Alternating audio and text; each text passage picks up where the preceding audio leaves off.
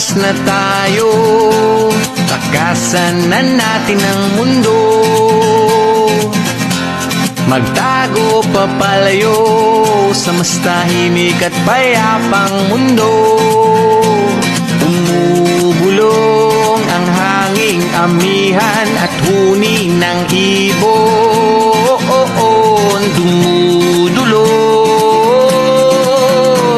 at tinatawag na tayo ng bundok.